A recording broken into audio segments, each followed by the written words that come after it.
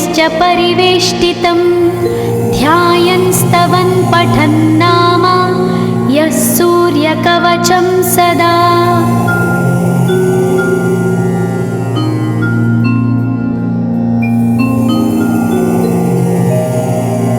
कवचं गृणिः पातु शिरोदेशं सूर्यः पालं च पातु मे आदित्यो लोचने पातु श्रुतिपातः प्रभाकरः घ्राणं पातु सदा भानो अर्कपातु तथा।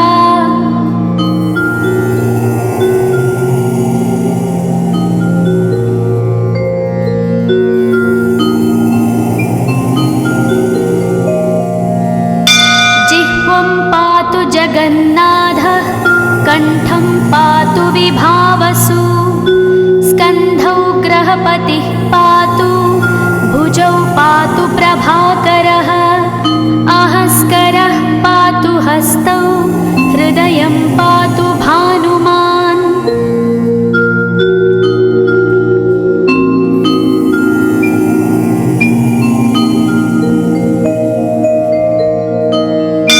मध्यं च पातु सप्ताश्वो नाभिं पातु नभोमणिः द्वादशात्मा कटिं पातु सविता पातु सक्तिनी ऊरू पातु सुरश्रेष्ठो जानुनी पातु भास्करः जङ्घे पातु च मार्ताण्डो गुल्फौ पातु त्विषाम्पतिः।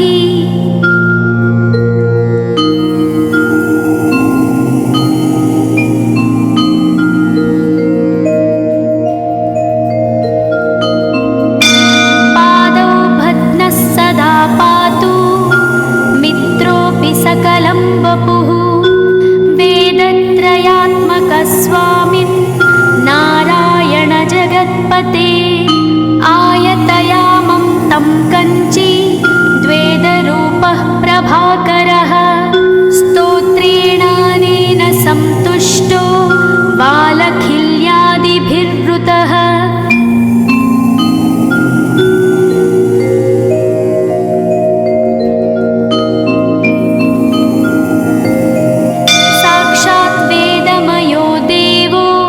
रथारूढः समागतः तं दृष्ट्या सहस्तोत्थाय दण्डवत् प्रणमन् भुवि कृताञ्जलिपुटो भूत्वा सूर्यस्याग्रे स्तुवत्तदा वेदमूर्तिः महाभागो ज्ञानदृष्टिर्विचार्य च ब्रह्मणा स्थापितं पूर्वं यथा यमाविवर्जितम्।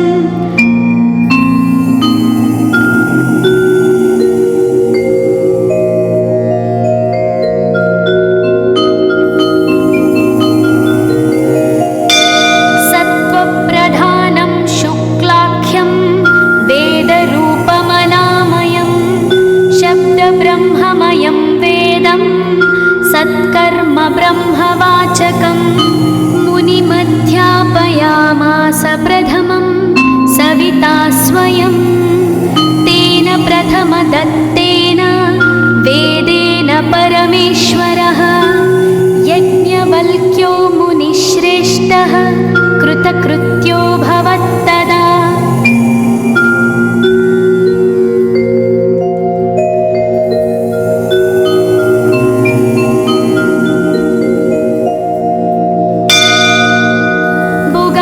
सकलान् वेदान् ज्ञातवान् सूर्यसन्निधौ इदं स्तोत्रं महापुण्यं पवित्रं पापनाशनं यः पठेच्छृणुयाद्वापि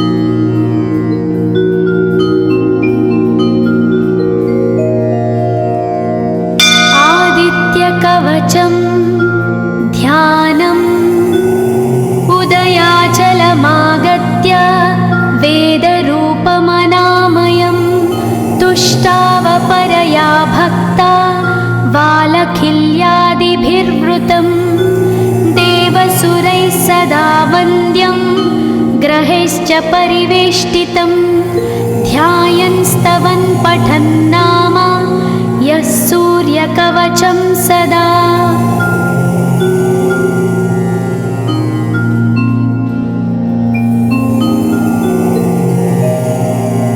कवचं गृणिः पातु शिरोदेशं सूर्यः पालं च पातु मे आदित्यो लोचने पातु श्रुतिपातः प्रभाकरः घ्राणं पातु सदा भानो अर्क पातु तथा।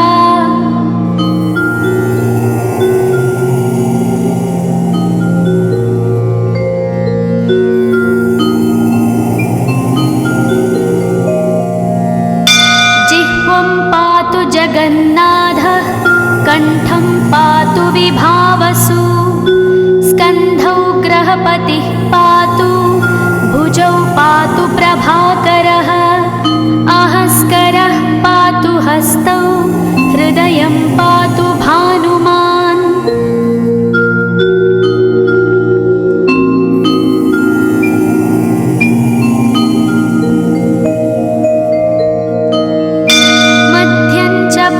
सप्ताश्वो नाभिं पातु नभोमणिः द्वादशात्मा कटिं पातु सविता पातु सक्तिनी ऊरू पातु सुरश्रेष्ठो जानुनी पातु भास्करः जङ्घे पातु च मार्ताण्डो गुल्फौ पातु त्विषाम्पतिः।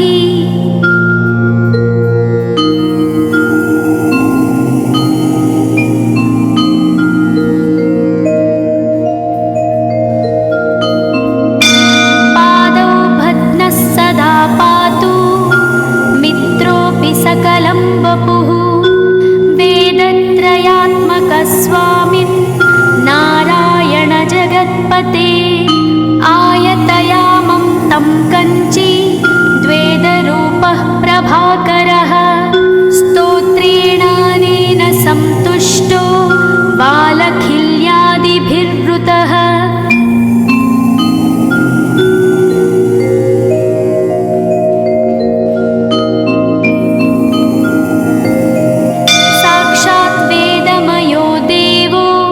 रथारूढः समागतः तं दृष्ट्या सहस्तोत्थाय दण्डवत् प्रणमन् भुवि कृताञ्जलिपुटो भूत्वा सूर्यस्याग्रे स्तुवत्तदा वेदमूर्तिः महाभागो ज्ञानदृष्टिर्विचार्य च ब्रह्मणा स्थापितं पूर्वं यथा यमाविवर्जितम्।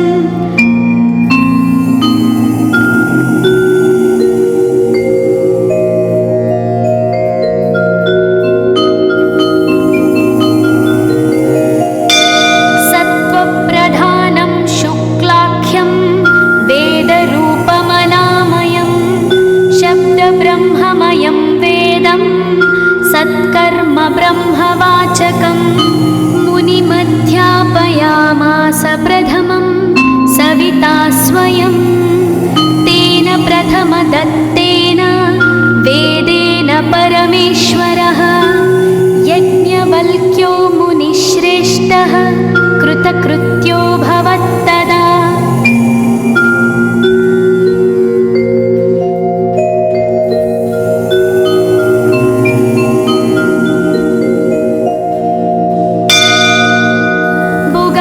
सकलान् वेदान् ज्ञातवान् सूर्यसन्निधौ इदं स्तोत्रं महापुण्यं पवित्रं पापनाशनं यः पठेच्छृणुयाद्वापि सर्वपापैः प्रमुच्यते वेदार्थज्ञानसम्पन्नः सूर्यलोकमवाप्नुयात्। पुराणे गौरीखण्डे आदित्यकवचं सम्पूर्णम्।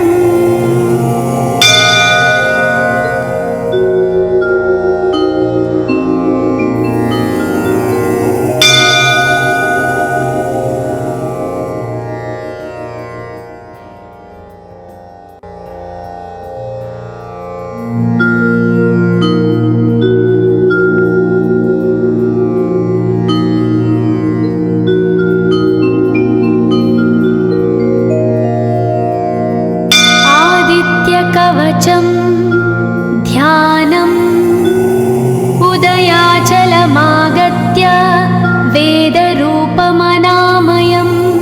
तुष्टावपरया भक्ता वालखिल्यादिभिर्वृतं देवसुरैः सदा वन्द्यं ग्रहैश्च परिवेष्टितं ध्यायन् स्तवन् पठन् नाम यः सूर्यकवचं सदा।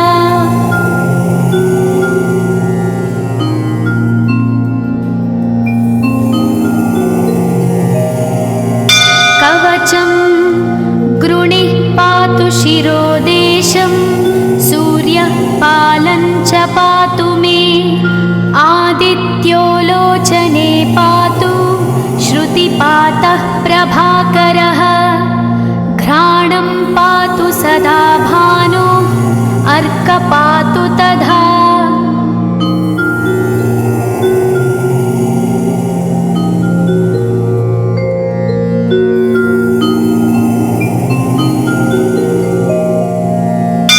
जिह्वं पातु जगन्नाथः कण्ठं पातु विभावसु स्कन्धौ ग्रहपतिः पातु भुजौ पातु प्रभाकरः अहस्करः पातु हस्तौ हृदयं पातु भानुमान्।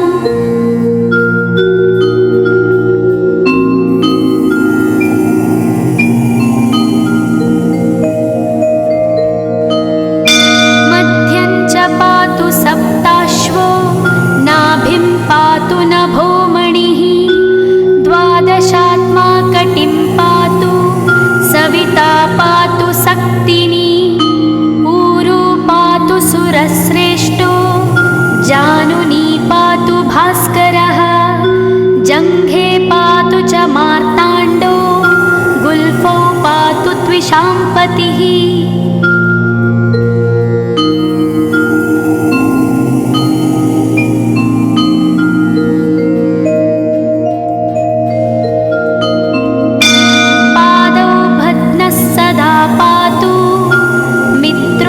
सकलं वपुः वेदत्रयात्मकस्वामिन् नारायण जगत्पते आयतयामं तं कञ्ची द्वेदरूपः प्रभाकरः स्तोत्रेणानेन सन्तुष्टो वालखिल्यादिभिर्वृतः।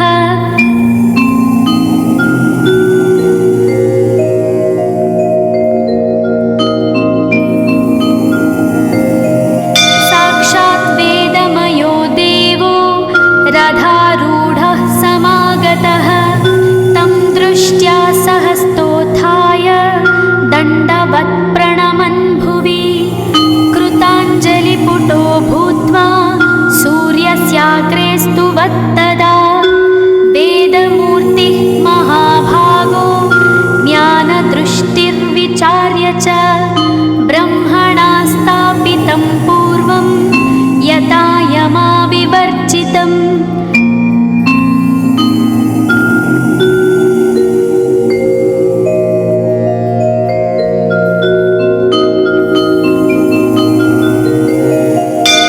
सत्त्वप्रधानं शुक्लाख्यं वेदरूपमनामयं शब्दब्रह्ममयं वेदं सत्कर्म ब्रह्मवाचकम् मुनिमध्यापयामास प्रथमं सविता स्वयं तेन प्रथमदत्तेन वेदेन परमेश्वरः यज्ञवल्क्यो मुनिश्रेष्ठः कृतकृत्यो भवत्तदा।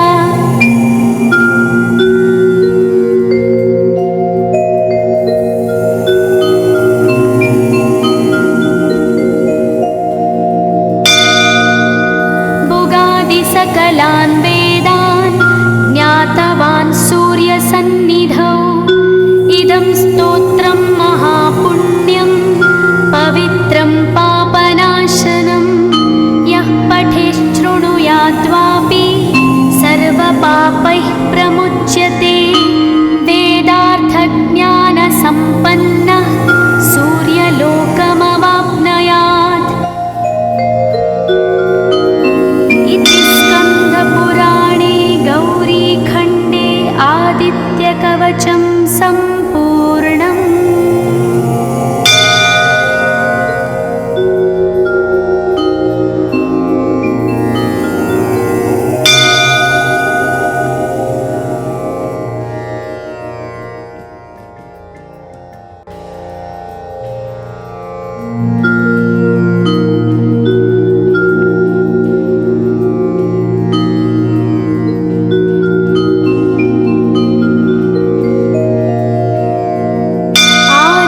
सूर्यकवचं ध्यानम् उदयाचलमागत्य वेदरूपमनामयं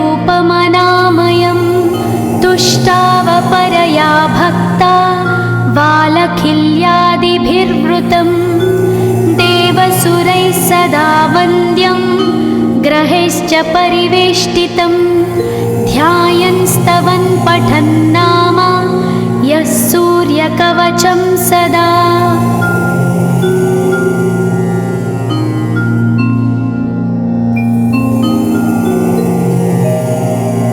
कवचं गृणिः पातु शिरोदेशं सूर्यः पालं च पातु मे आदित्यो लोचने पातु श्रुतिपातः प्रभाकरः घ्राणं पातु सदा भानो अर्कपातु तथा।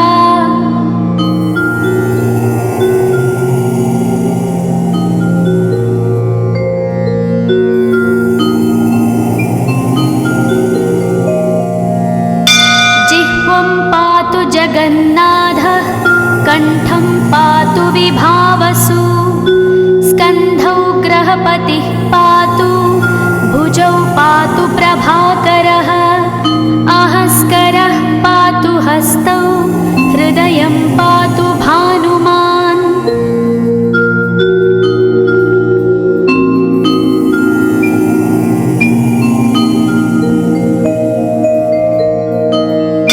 मध्यं च पातु सप्ताश्वो नाभिं पातु नभोमणिः द्वादशात्मा कटिं पातु सविता पातु सक्तिनी ऊरू पातु सुरश्रेष्ठो जानुनी पातु भास्करः जङ्घे पातु च मार्ताण्डो गुल्फौ पातु त्विषाम्पतिः।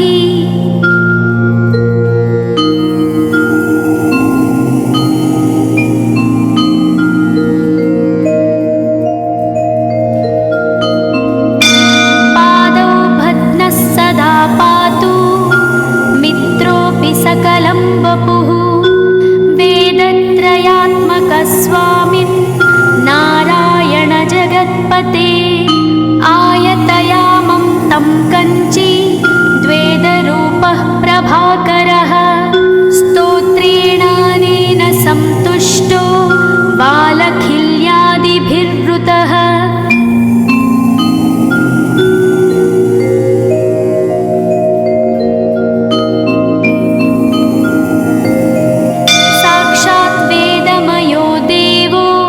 रथारूढः समागतः तं दृष्ट्या सहस्तोत्थाय दण्डवत् प्रणमन् भुवि कृताञ्जलिपुटो भूत्वा सूर्यस्याग्रे स्तुवत्तदा वेदमूर्तिः महाभागो ज्ञानदृष्टिर्विचार्य च ब्रह्मणा स्थापितं पूर्वं यथा यमाविवर्जितम्।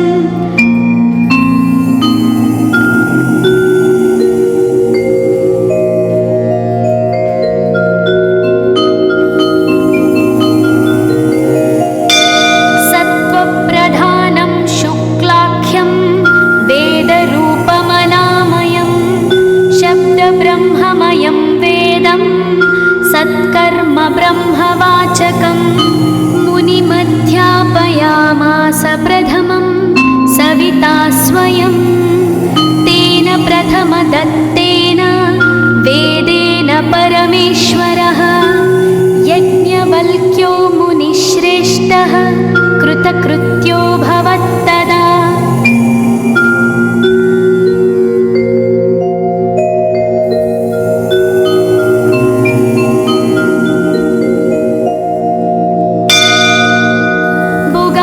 सकलान् वेदान् ज्ञातवान् सूर्यसन्निधौ इदं स्तोत्रं महापुण्यं पवित्रं पापनाशनं यः पठेच्छृणुयाद्वापि सर्वपापैः प्रमुच्यते वेदार्थज्ञानसम्पन्नः सूर्यलोकमवाप्नुयात्।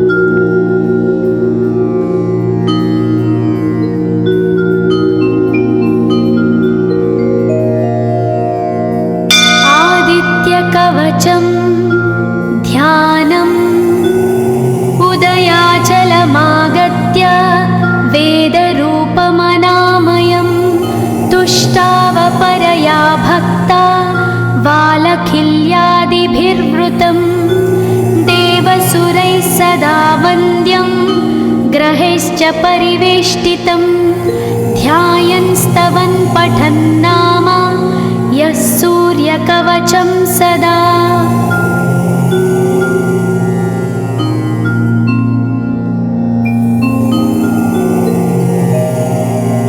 कवचं गृणिः पातु शिरोदेशं सूर्यः पालं च पातु मे आदित्यो लोचने पातु श्रुतिपातः प्रभाकरः घ्राणं पातु सदा भानो अर्क पातु तथा।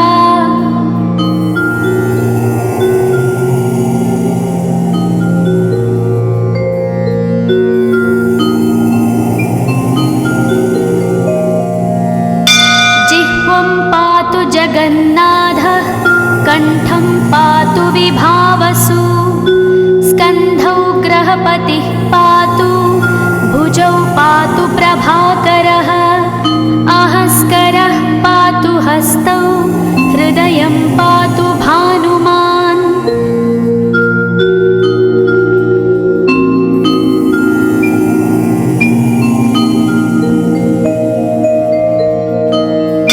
मध्यं च पातु सप्ताश्वो नाभिं पातु नभोमणिः द्वादशात्मा कटिं पातु सविता पातु सक्तिनी ऊरू पातु सुरश्रेष्ठो जानुनी पातु भास्करः जङ्घे पातु च मार्ताण्डो गुल्फौ पातु त्विषाम्पतिः।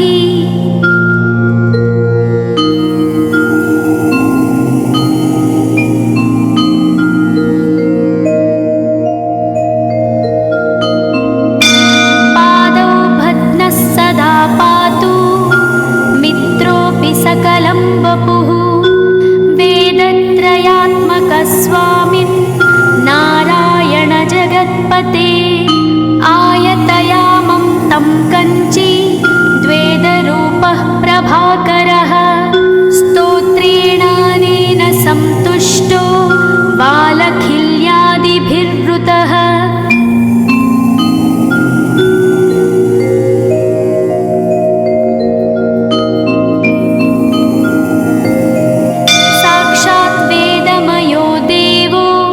रथारूढः समागतः तं दृष्ट्या सहस्तोत्थाय दण्डवत् प्रणमन् भुवि कृताञ्जलिपुटो भूत्वा सूर्यस्याग्रे स्तुवत्तदा वेदमूर्तिः महाभागो ज्ञानदृष्टिर्विचार्य च ब्रह्मणा स्थापितं पूर्वं यथा यमाविवर्जितम्।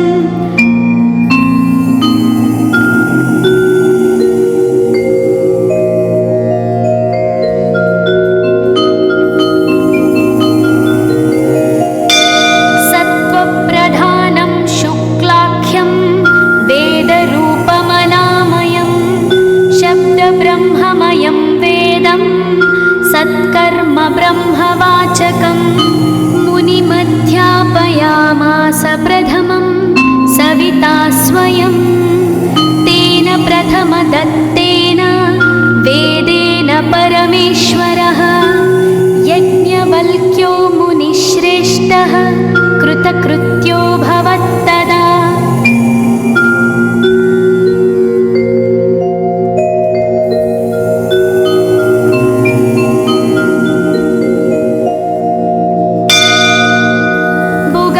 सकलान् वेदान् ज्ञातवान् सूर्यसन्निधौ इदं स्तोत्रं महापुण्यं पवित्रं पापनाशनं यः पठेच्छृणुयाद्वापि सर्वपापैः प्रमुच्यते वेदार्थज्ञानसम्पन्नः सूर्यलोकमवाप्नुयात्।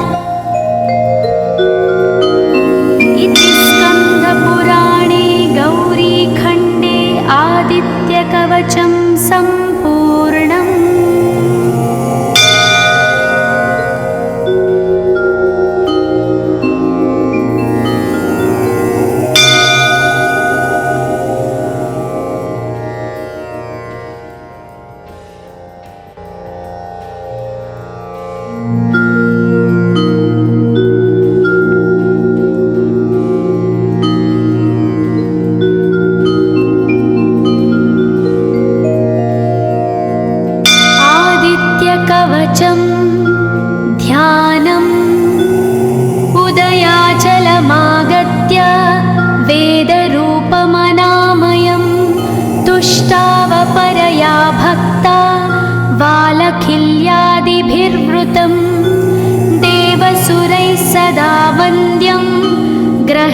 परिवेष्टितं ध्यायन् स्तवन् पठन् नाम यः सूर्यकवचं सदा।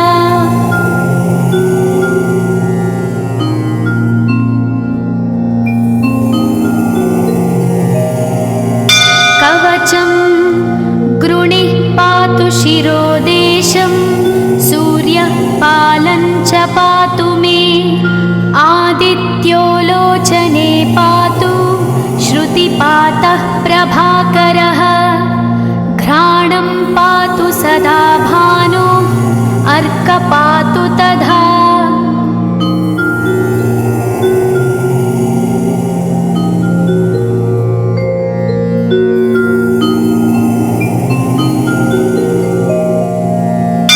जिह्वं पातु जगन्नाथः कण्ठं पातु विभावसु स्कन्धौ ग्रहपतिः पातु भुजौ पातु प्रभाकरः अहस्करः पातु हस्तौ हृदयं पातु भानुमान्।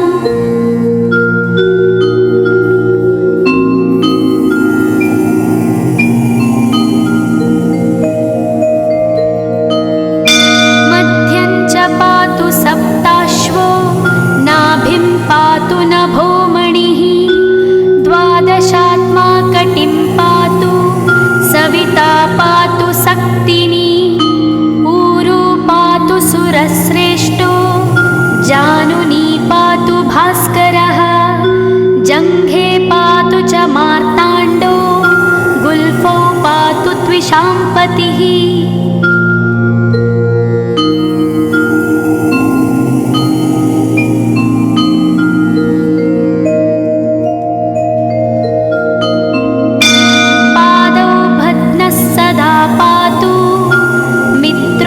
सकलं वपुः वेदत्रयात्मकस्वामिन् नारायण जगत्पते आयतयामं तं कञ्ची द्वेदरूपः प्रभाकरः स्तोत्रेणानेन सन्तुष्टो बालखिल्यादिभिर्वृतः।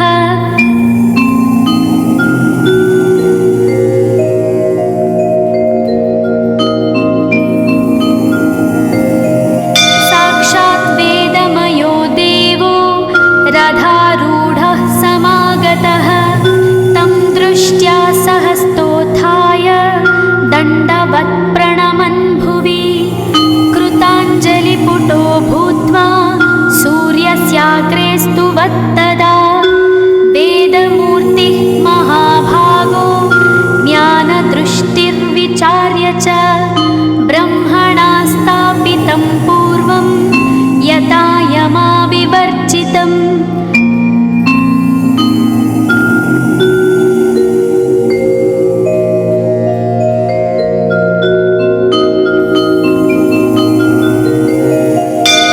सत्त्वप्रधानं शुक्लाख्यं वेदरूपमनामयं शब्दब्रह्ममयं वेदं सत्कर्म ब्रह्मवाचकम् मुनिमध्यापयामास प्रथमं सविता स्वयं तेन प्रथमदत्तेन वेदेन परमेश्वरः यज्ञवल्क्यो मुनिश्रेष्ठः कृतकृत्यो भवत्तदा।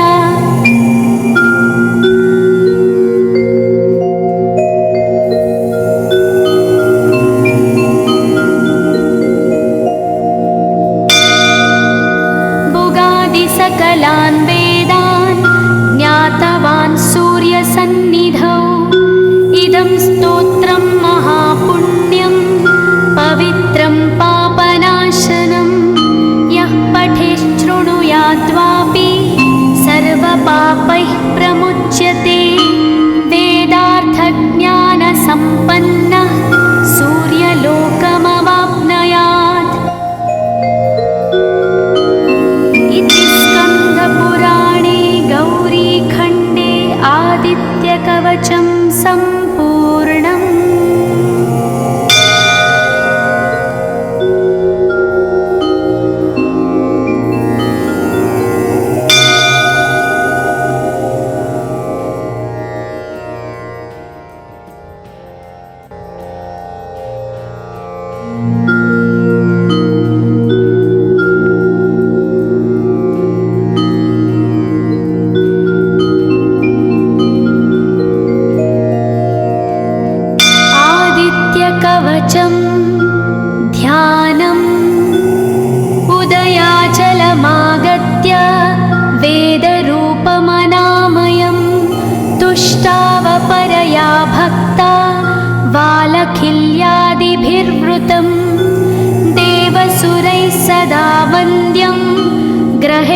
परिवेष्टितं ध्यायन् स्तवन् पठन् नाम यः सूर्यकवचं सदा।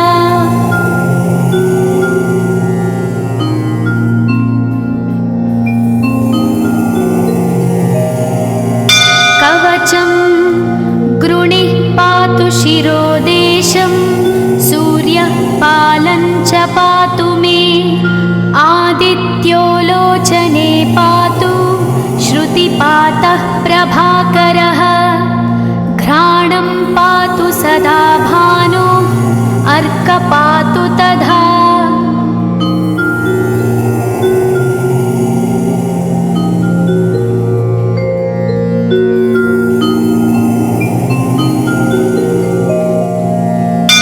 जिह्वं पातु जगन्नाथः कण्ठं पातु विभावसु स्कन्धौ ग्रहपतिः पातु भुजौ पातु प्रभाकरः अहस्करः पातु हस्तौ हृदयं पातु भानुमान्।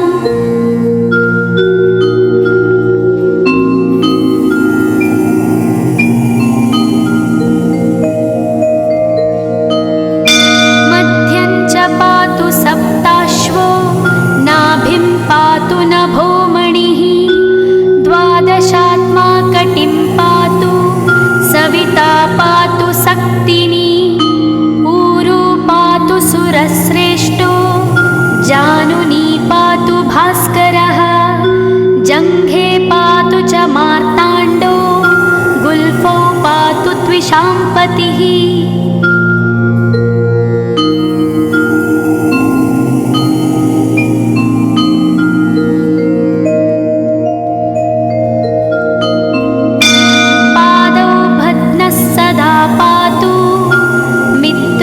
सकलं वपुः वेदत्रयात्मकस्वामिन् नारायण जगत्पते आयतयामं तं कञ्ची द्वेदरूपः प्रभाकरः स्तोत्रेणानेन सन्तुष्टो बालखिल्यादिभिर्वृतः।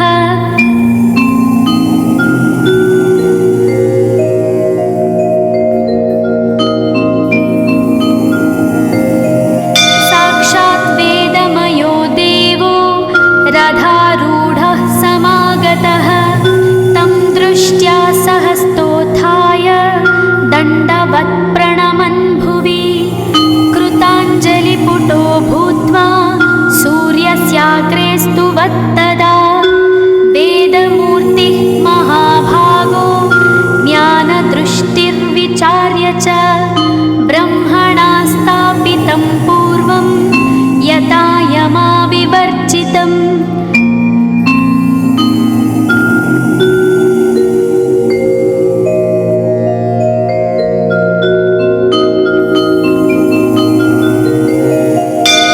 सत्त्वप्रधानं शुक्लाख्यं वेदरूपमनामयं शब्दब्रह्ममयं वेदं सत्कर्म ब्रह्मवाचकम् मुनिमध्यापयामास प्रथमं सविता स्वयं तेन प्रथमदत्तेन वेदेन परमेश्वरः यज्ञवल्क्यो मुनिश्रेष्ठः कृतकृत्यो भवत्तदा।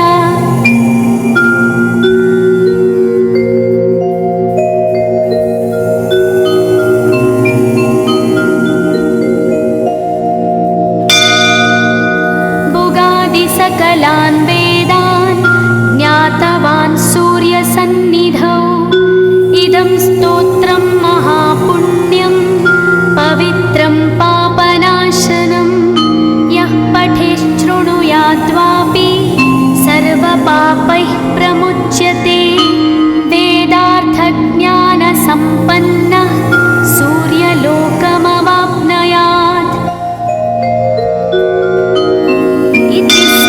पुराणे गौरीखण्डे आदित्यकवचं सम्पूर्णम्।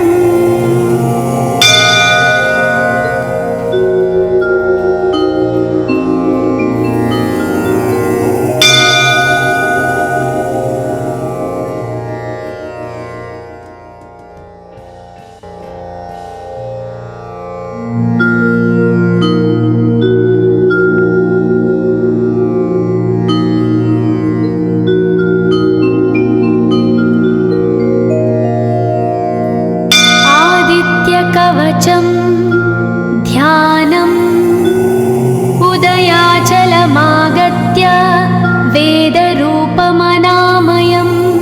तुष्टावपरया भक्ता वालखिल्यादिभिर्वृतं देवसुरैः सदा वन्द्यं ग्रहैश्च परिवेष्टितं ध्यायन् स्तवन् पठन् नाम यः सूर्यकवचं सदा।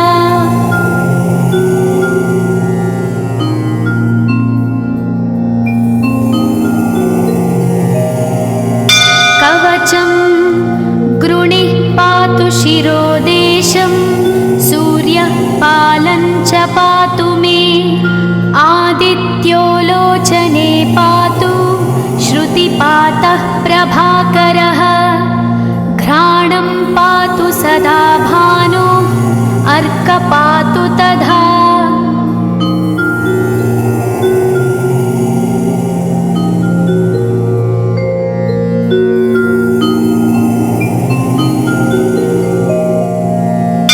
जिह्वं पातु जगन्नाथः कण्ठं पातु विभावसु स्कन्धौ ग्रहपतिः पातु भुजौ पातु प्रभाकरः अहस्करः पातु हस्तौ हृदयं पातु भानुमान्।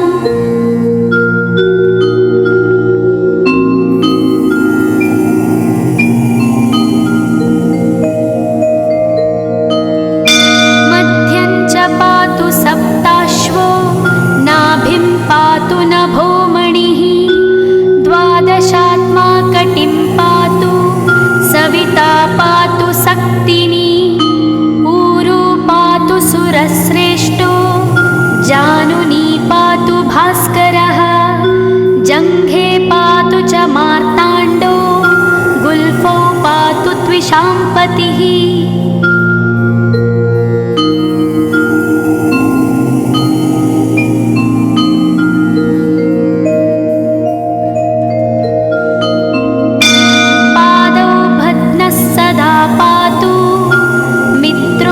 सकलं वपुः वेदत्रयात्मकस्वामिन् नारायण जगत्पते आयतयामं तं कञ्ची द्वेदरूपः प्रभाकरः स्तोत्रेणानेन सन्तुष्टो वालखिल्यादिभिर्वृतः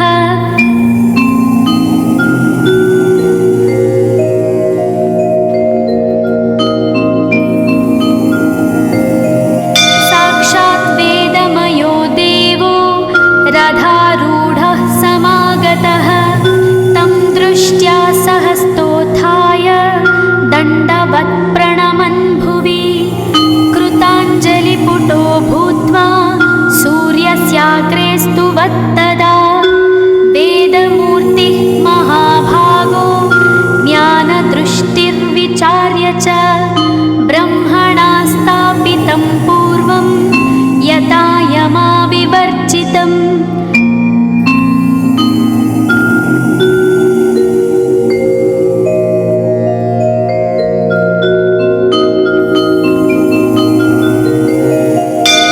सत्त्वप्रधानं शुक्लाख्यं वेदरूपमनामयं शब्दब्रह्ममयं वेदं सत्कर्म ब्रह्मवाचकं मुनिमध्यापयामास प्रथमं सविता स्वयं तेन प्रथमदत्तेन वेदेन परमेश्वरः यज्ञवल्क्यो मुनिश्रेष्ठः कृतकृत्यो भवत्तदा।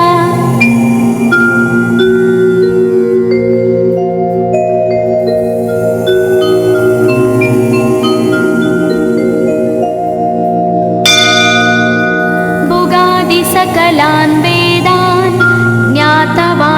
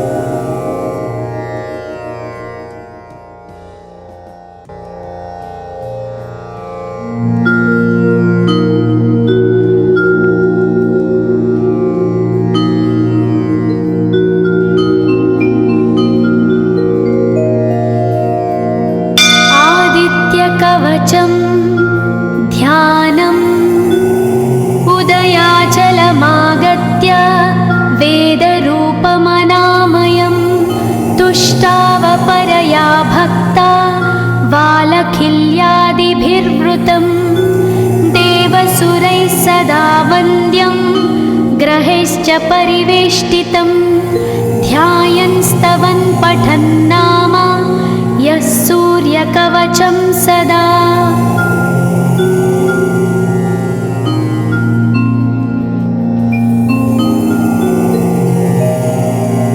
कवचं गृणिः पातु शिरोदेशं सूर्यः पालं च पातु मे आदित्यो लोचने पातु श्रुतिपातः प्रभाकरः घ्राणं पातु सदा भानो अर्क पातु तथा।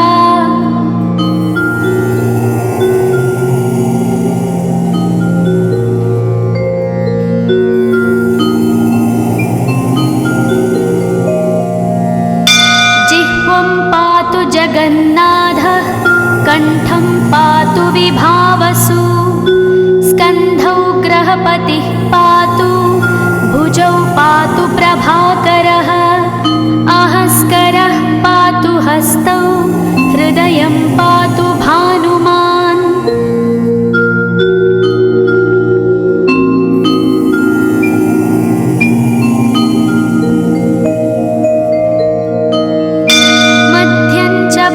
सप्ताश्वो नाभिं पातु नभोमणिः द्वादशात्मा कटिं पातु सविता पातु सक्तिनी ऊरू पातु सुरश्रेष्ठो जानुनी पातु भास्करः जङ्घे पातु च मार्ताण्डो गुल्फौ पातु त्विषाम्पतिः।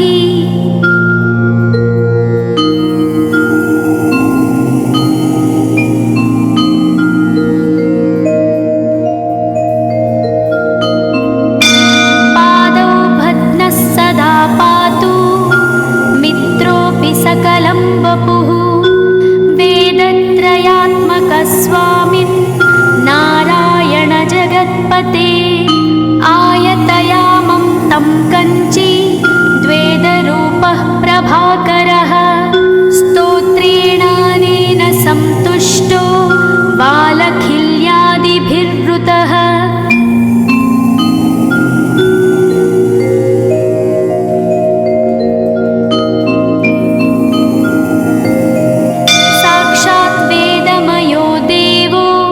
रथारूढः समागतः तं दृष्ट्या सहस्तोत्थाय दण्डवत् प्रणमन् भुवि कृताञ्जलिपुटो भूत्वा सूर्यस्याग्रे स्तुवत्तदा वेदमूर्तिः महाभागो ज्ञानदृष्टिर्विचार्य च ब्रह्मणा स्थापितं पूर्वं यथा यमाविवर्जितम्।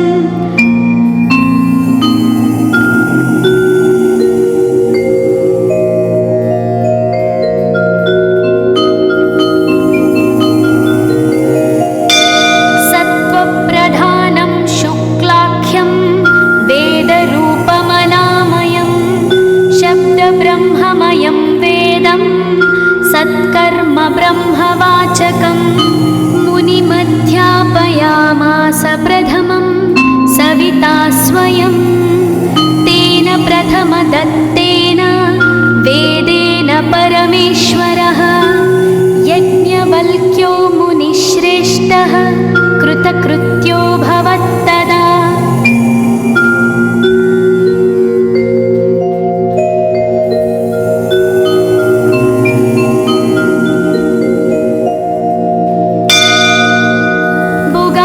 सकलान् वेदान् ज्ञातवान् सूर्यसन्निधौ इदं स्तोत्रं महापुण्यं पवित्रं पापनाशनं यः पठेच्छृणुयाद्वापि सर्वपापैः प्रमुच्यते वेदार्थज्ञानसम्पन्नः सूर्यलोकमवाप्नुयात्। स्कन्दपुराणे गौरीखण्डे आदित्यकवचं सम्पूर्णम्।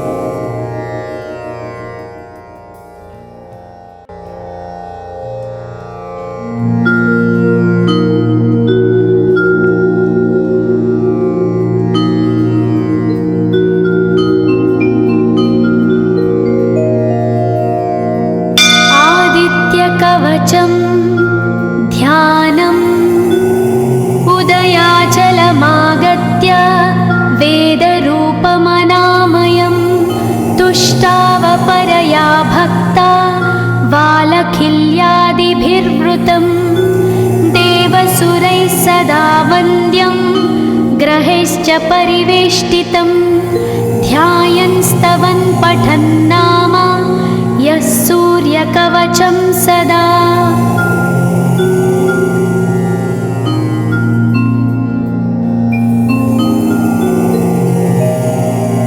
कवचं गृणिः पातु शिरोदेशं सूर्यः पालं च पातु मे आदित्यो लोचने पातु श्रुतिपातः प्रभाकरः घ्राणं पातु सदा भानो अर्क पातु तथा।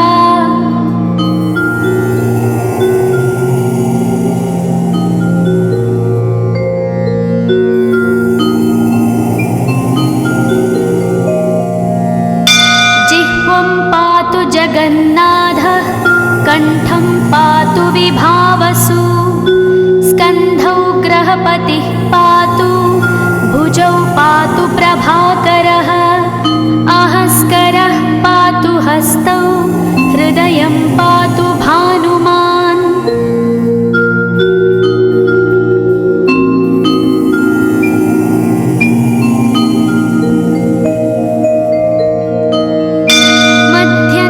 पातु सप्ताश्वो नाभिं पातु नभोमणिः द्वादशात्मा कटिं पातु सविता पातु सक्तिनी ऊरू पातु सुरश्रेष्ठो जानुनी पातु भास्करः जङ्घे पातु च मार्ताण्डो गुल्फौ पातु त्विषाम्पतिः।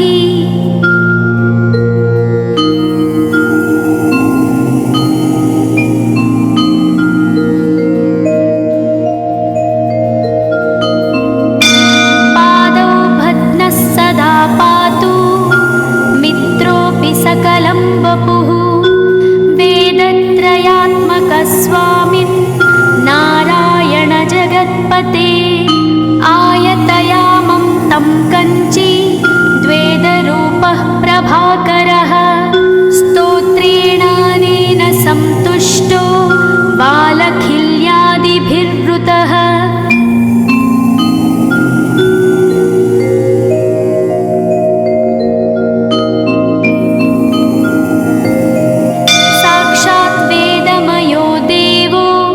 रथारूढः समागतः तं दृष्ट्या सहस्तोत्थाय दण्डवत् प्रणमन् भुवि कृताञ्जलिपुटो भूत्वा सूर्यस्याग्रे स्तुवत्तदा वेदमूर्तिः महाभागो ज्ञानदृष्टिर्विचार्य च ब्रह्मणा स्थापितं पूर्वं यथा यमाविवर्जितम्।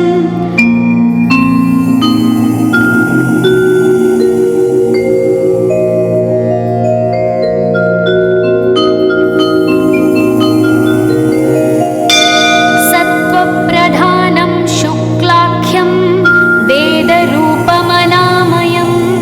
शब्दब्रह्ममयं वेदं सत्कर्म ब्रह्मवाचकं मुनिमध्यापयामास प्रथमं सविता स्वयं तेन प्रथमदत्तेन वेदेन परमेश्वरः यज्ञवल्क्यो मुनिश्रेष्ठः कृतकृत्यो भवत्तदा।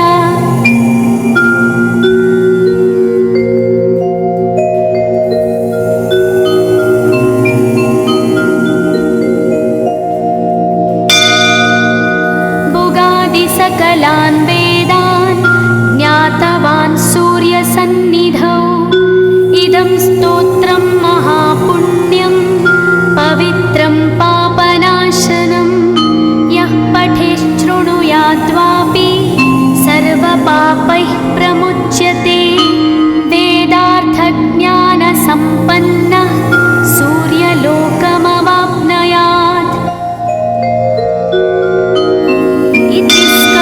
पुराणे गौरीखण्डे आदित्यकवचं सम्पूर्णम्।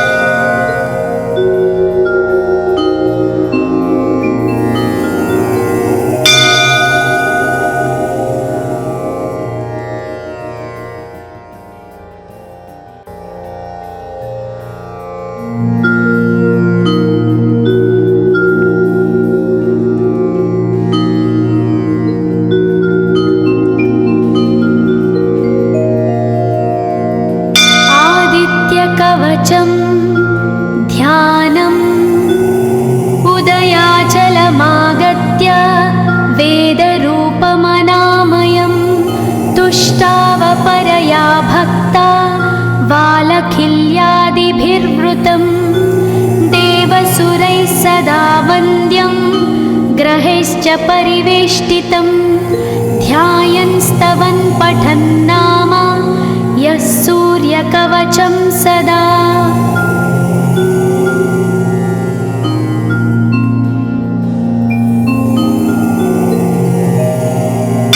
कवचं गृणिः पातु शिरोदेशं सूर्यः पालं च पातु मे आदित्यो लोचने पातु श्रुतिपातः प्रभाकरः घ्राणं पातु सदा भानु अर्क पातु तथा।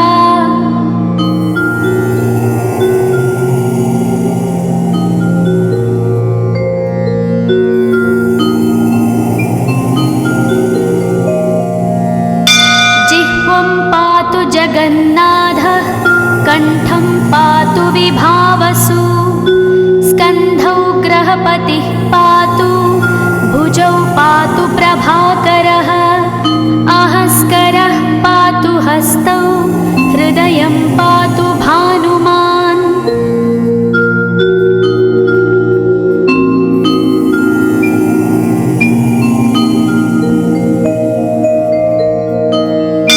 मध्यं च पातु सप्ताश्वो नाभिं पातु नभोमणिः द्वादशात्मा कटिं पातु सविता पातु सक्तिनी ऊरू पातु सुरश्रेष्ठो जानुनी पातु भास्करः जङ्घे पातु च मार्ताण्डो गुल्फौ पातु त्विषाम्पतिः।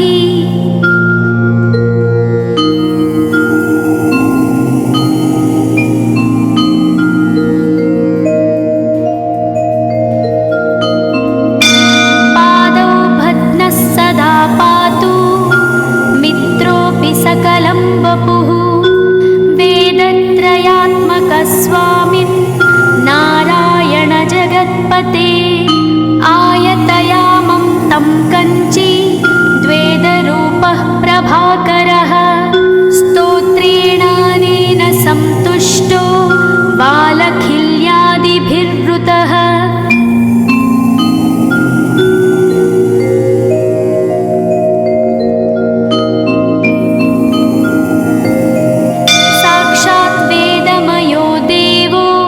रथारूढः समागतः तं दृष्ट्या सहस्तोत्थाय दण्डवत् प्रणमन् भुवि कृताञ्जलिपुटो भूत्वा सूर्यस्याग्रे स्तुवत्तदा वेदमूर्तिः महाभागो ज्ञानदृष्टिर्विचार्य च ब्रह्मणा स्थापितं पूर्वं यथा यमाविवर्जितम्।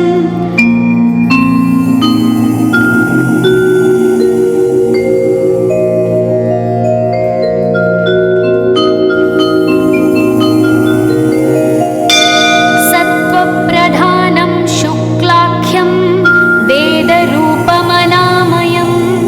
शब्दब्रह्ममयं वेदं सत्कर्म ब्रह्मवाचकं मुनिमध्यापयामास प्रथमं सविता स्वयं तेन प्रथमदत्तेन वेदेन परमेश्वरः यज्ञवल्क्यो मुनिश्रेष्ठः कृतकृत्यो भवत्तदा।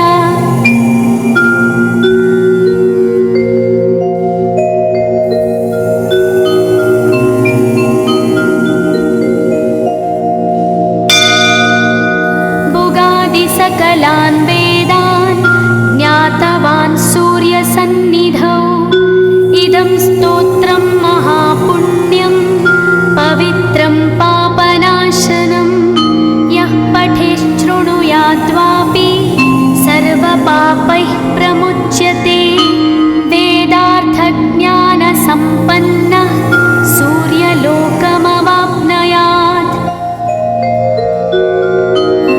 इति स्कन्दपुराणे गौरीखण्डे आदित्यकवचं